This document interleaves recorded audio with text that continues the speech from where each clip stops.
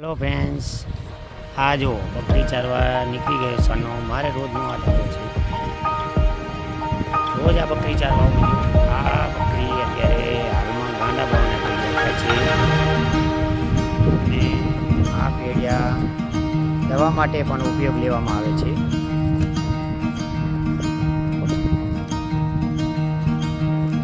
આ લીલું ઝાડ દેખાય છે, આનું નામ લીમડો છે.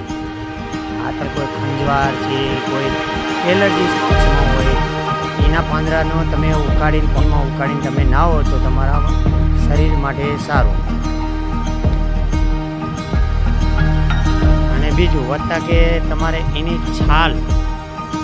છાલ તમે ઉખડીને તમે લગાવો, તમારા શરીરની અંદર કોઈ બી ઘા લાગ્યો હોય તો રૂજાઈ જાય છે.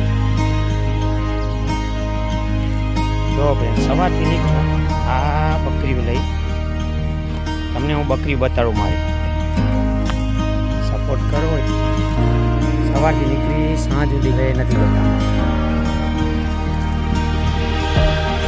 આ બકરીઓ છે, જોઈ લો તમને બકરી બતાવો. અને બકરી જો અમારે નામ બકરી ના પાડે. બુડી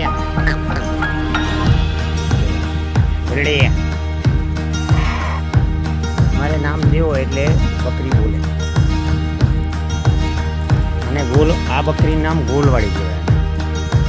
અમારા આમાં ગોલવાળી કહેવાય. આનું બચ્ચું હોય. આ 3 મહિનાનું આ મહિનાનું બચ્ચું મહિનામાં ભેગું ચાલ્યું. આ બકરીનું બચ્ચા અને આ બકરીનું આ પેટ છે. દવા માટે ઉપયોગ આવે છે.